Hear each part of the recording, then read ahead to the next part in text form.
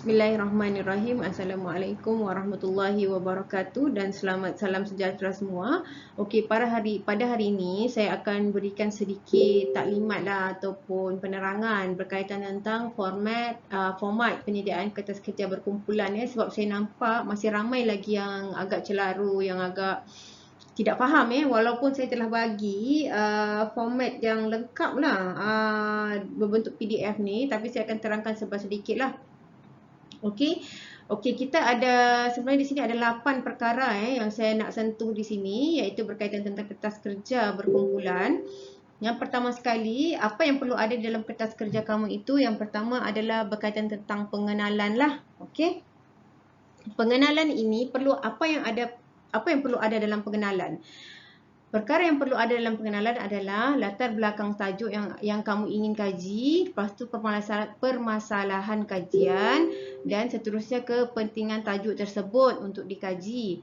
Dan sebenarnya dalam pengenalan ni saya tidak mau panjang pun, dalam 2 perenggan pun sudah cukup. Saya tidak maulah sampai berjela-jela sampai ada 2 helai, 3 helai, tidak perlu. Okey, kita ambil satu contoh Contohnya, kamu nak buat berkaitan tentang tajuk penjagaan kendiri sepanjang COVID-19. So, kamu letak di situ. Kenapa?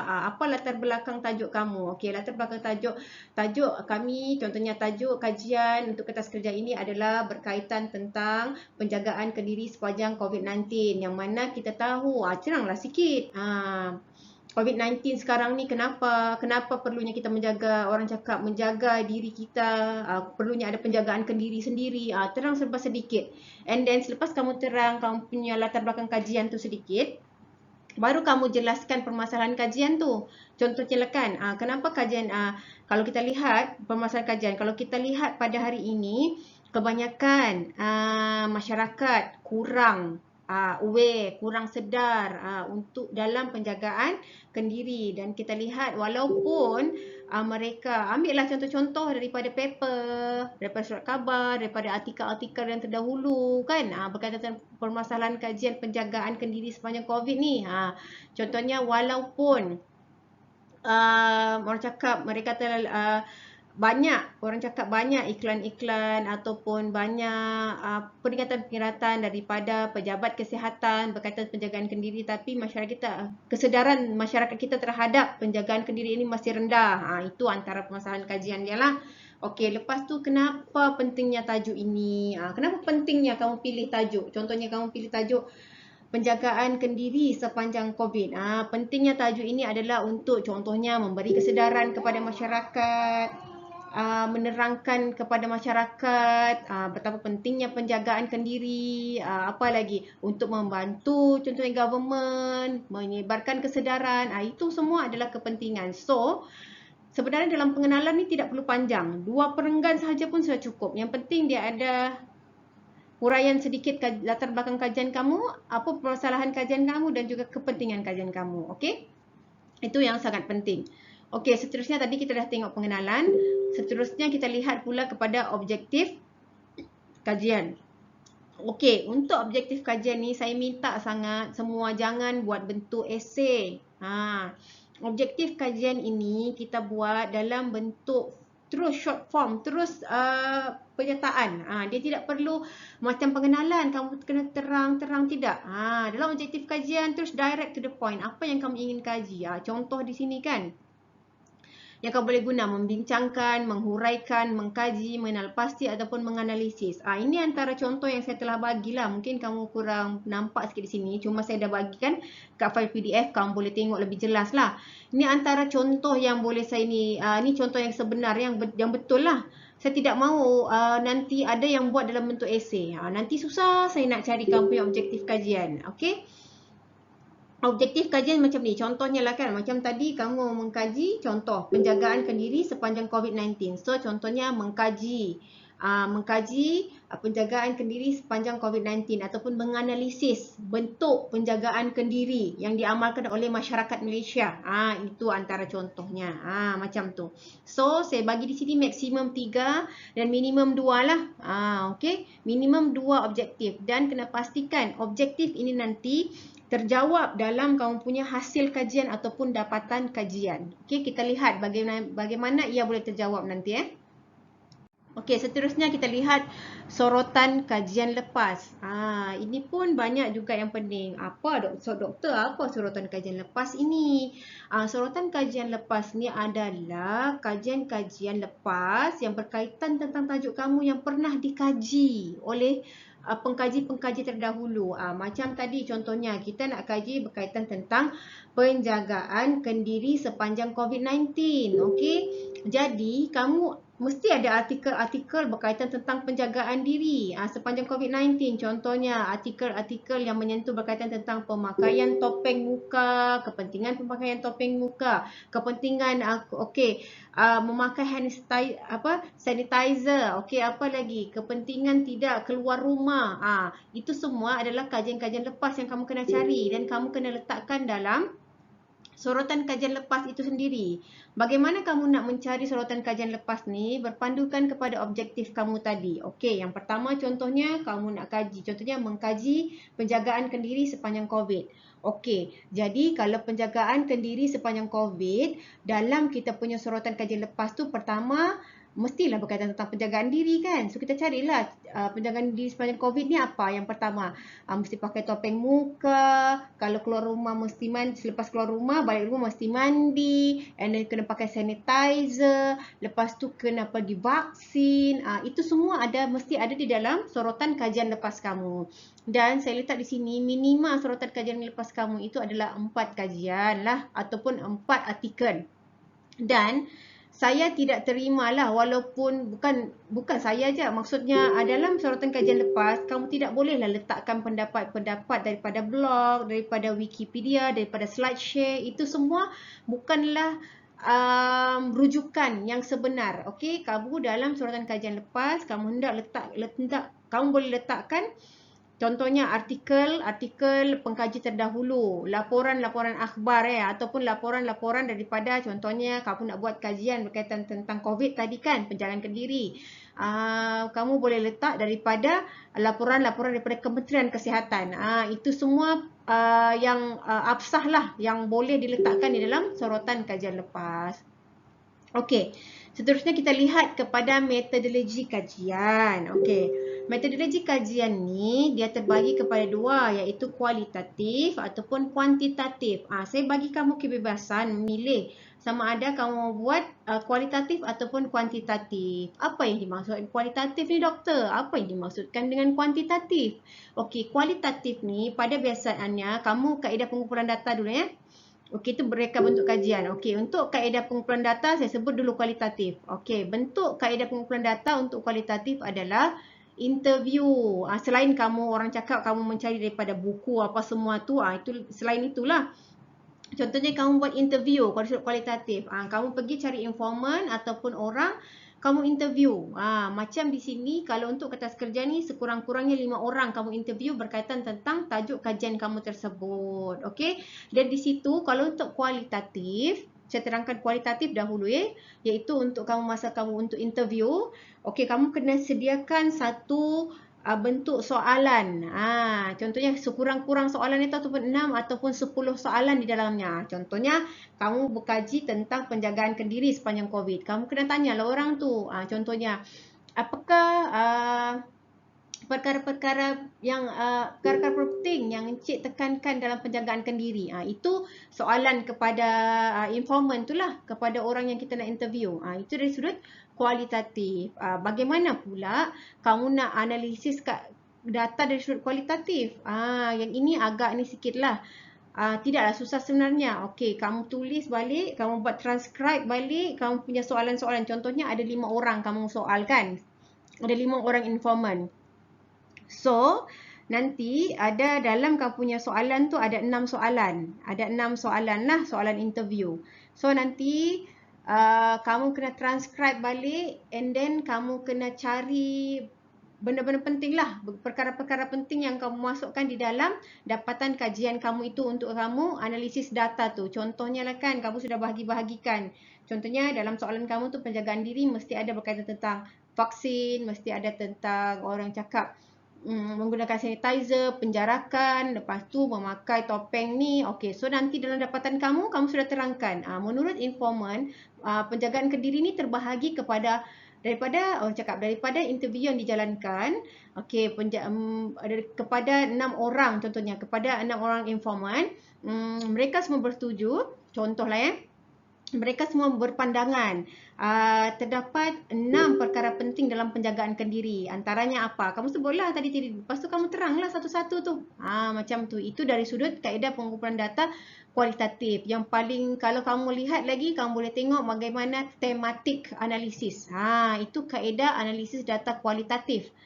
Dia ada step by step. Macam mana kita keluarkan data daripada orang cakap interview kita. Okey, itu dari sudut kualitatif lah. Okey, dari sudut kuantitatif, bagaimana kamu mau kaedah pengumpulan data kuantitatif? Pada kebiasaannya, untuk kaedah pengumpulan data kuantitatif, kita akan buat satu borang survey.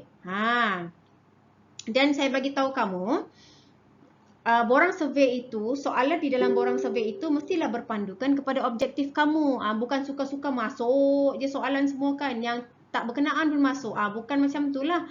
So, dia mesti berpandukan kepada objektif kamu. Contohnya kamu ada 2 objektif, yang mana contohnya kamu nak tengok berkaitan tentang penjagaan kendiri sepanjang COVID. Lepas tu kamu nak melihat bagaimana bentuk-bentuk ataupun cara-cara penjagaan diri sepanjang COVID. So, ada 2 objektif di situ. Biasanya dalam kuantitatif, kita akan buat dulu pertama, bahagian A itu adalah demografi. Okey? Dan bahagian B itu baru untuk objektif yang kedua, bahagian C untuk objektif yang ketiga. Okey, contohnya dalam setiap objektif, dalam setiap bahagian itu, demografi kita tengoklah siapa yang kita kena interview kan. Siapa yang kita nak, bukan interview, siapa yang kita nak bagi borang survey tersebut. Dan kita ke dalam demografi tu kita boleh letakkan umur, kita boleh letakkan pekerjaan seseorang itu.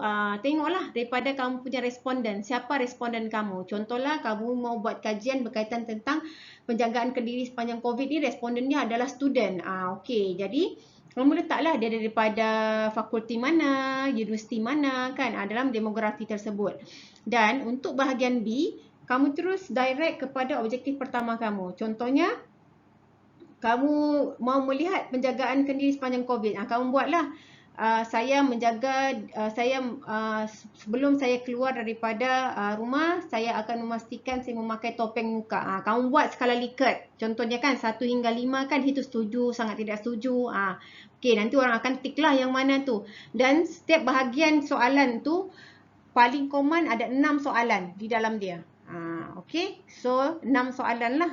Nanti, untuk soalan ni, kamu kena bagi saya dululah, tengok. Baru saya akan cek mana yang kalau tidak sesuai, nanti saya akan suruh buat semula lah, macam tu. Dan dalam kuantitatif ini, paling kurang responden adalah 30 orang. Dan untuk kamu edarkan survey tu kan, doktor, sekarang susah lah doktor, pandemik COVID. Jadi susah untuk kita buat contohnya interview. Okey, kalau kamu tidak mau buat interview, tidak apa, kita buat dalam bentuk kuantitatif. Sebab kamu boleh edarkan dia melalui WhatsApp, melalui Telegram, melalui email, menggunakan Google Form. Okey. Dan kaedah analisis kuantitatif ni antaranya ada 2, iaitu sama ada kamu menggunakan SPSS ataupun sebenarnya kalau dalam Google Form tu, kamu boleh tekan Excel tu.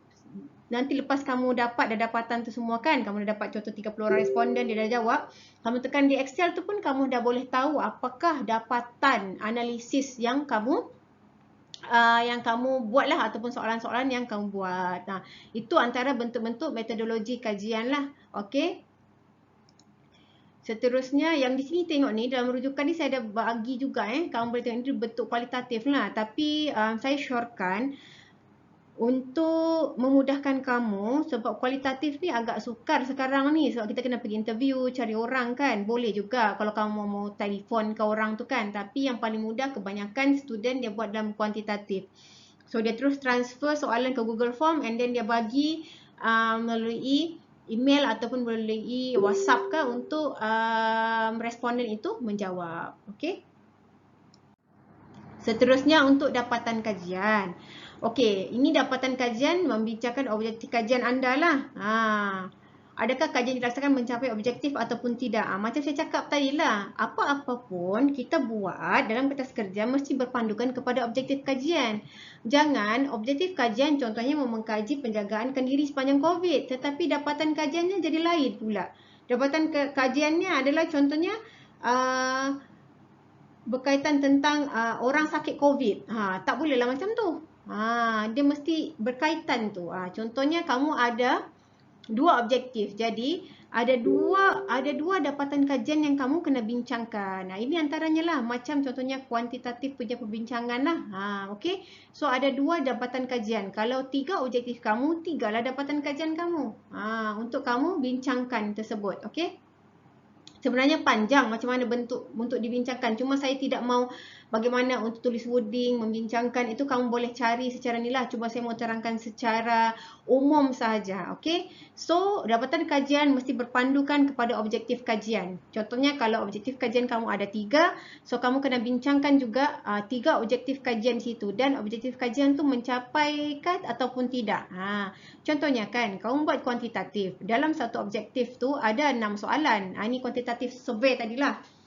So, kamu bincangkan dulu yang pertama berkaitan contohnya kamu mau mengkaji pelaksanaan penjagaan kendiri sepanjang COVID. Okey, dalam kamu boleh bincangkan daripada hasil kamu survey atau analisis seramai contohnya 90% bertuju bahawasanya penjagaan kendiri ini amat penting. Antara penjagaan kendiri yang paling ditekankan adalah itu dapatan kajian kamu lah contohnya.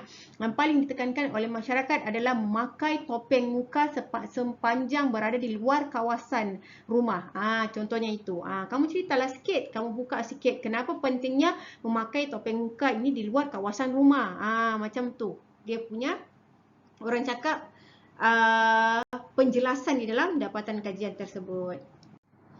Okey, seterusnya kesimpulan ataupun rumusan. Okey, rumusan dan cadangan yang anda boleh sarankan berkaitan dengan tajuk serta cadangan kajian lanjut. Contohnya lah kan, kamu dah nampak, kamu sudah buat berkaitan tentang pelaksanaan penjagaan kendiri sepanjang COVID-19. So, cara kesimpulannya kamu lihat, contoh dapatan kamu menjawab bahawasanya sebenarnya masyarakat Malaysia ini sangat menekankan berkaitan tentang penjagaan kendiri. Dan kita lihat daripada dapatan kajian tadi, hampir keseluruhan orang cakap rakyat Malaysia mengamalkan penjagaan kendiri yang ketat, penjagaan kendiri yang baik. Contoh yang antaranya adalah memakai topeng muka begini-begini lah. Okey. Lepas tu kamu bagi sedikit. Okey. Kamu bagi selepas kamu buat kesimpulan berkaitan tentang dapatan kamu, kajian kamu, dan kamu bagi sedikit cadangan. Okey. Kamu buatlah cadangan. Contohnya dalam kajian ini,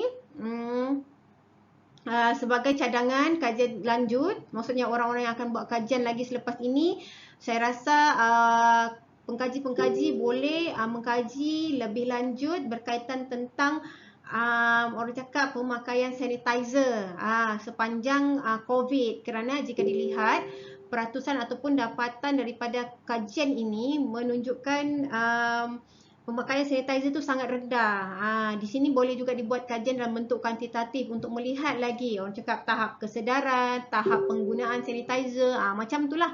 Itu antara cadangan-cadangan kajian kamu untuk yang akan datang. Okey? Dan seterusnya rujukan. Ini sangat penting lah. Mesti ada rujukan dalam kajian. Rujukan ni nanti kita cakap, mesti ada rujukan. Rujukan tu mau letak kat mana? Dalam literature review itulah yang ada rujukan tu. Dalam kamu punya metodologi pun mesti ada rujukan. Contohnya kan, kamu kaji buku apa dalam metodologi kan? Macam tu. Dan saya mau tekankan, rujukan tidak boleh dalam Wikipedia, Blogspot, Prezi, Slideshare, Facebook, Twitter, Instagram, YouTube. Ini semua tidak termasuk. Rujukan, saya dah tekankan rujukan dalam bentuk artikel jurnal, surat khabar, lepas tu laporan-laporan akhbar, and then laporan-laporan daripada web-web government lah. Itu boleh. Tidak boleh lah benda ni, yang ni tidak absah, tidak boleh digunakan. Kalau ada memang akan dipotong markah lah. Dan muka hadapan setiap rujukan kamu mesti screenshot lah. Saya nak tengok. Nanti letak dekat bahagian lampiran. Seterusnya ini adalah format penulisan, saya tidak mau terangkan secara lanjut. Ini kamu boleh tahu sendiri mesti margin berapa and then mesti justify banyak buat kertas kerja tak justify. Ini kalau tak faham nanti tengok, godek satu-satu word tu untuk tengok So ikut format penulisan yang telah bagi dan paling penting plagiarism tidak dibenarkan dan saya boleh tahu siapa yang just ambil dan letak dan tempel sahaja di dalam kertas kerja. Kalau saya dapati saya akan tolak markah lah. Banyak juga markah yang akan ditolak kalau kita buat plagiarism ni. Okey, seterusnya ini adalah format penulisan rujukan. Kau boleh tengok satu-satu. Saya tidak mahu nanti ada cacar barbar lagi sebab awal-awal saya telah bagi macam mana format. Ikut sahaja format ni. Buku, ikut format jurnal, kertas kerja, macam mana surat khabar, tesis. Ini semua adalah rujukan-rujukan yang absah yang memang perlu ada di dalam kertas kerja kamu. Okey? Okey, ini adalah timeline penyediaan tugasan kertas kerja dan saya memberitahu di sini jika kamu tidak faham ataupun tidak faham dengan tajuk kamu tidak tahu apa isi ataupun konten yang kamu mahu isi di dalam kajian kamu tersebut, kamu kena tanya dengan saya. And then terutamanya dalam kamu menyediakan survey ataupun borang kaji selidik. Jangan terus hantar kepada responden. Saya tak tengok lagi kamu telah bagi kan. Saya mau tengok dulu. Nanti kalau ada kesilapan kita boleh betulkan.